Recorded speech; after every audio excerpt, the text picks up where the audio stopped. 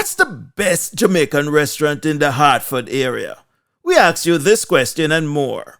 Here are the results of the Best of Jamaica 2021 in Hartford, Connecticut. So, we're going to start with what is the best local Jamaican patty shop / bakery.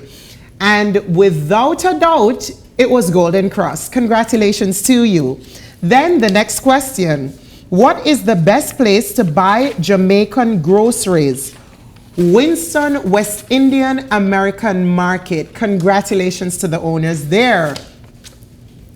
The next question, what is the best local Jamaican restaurant?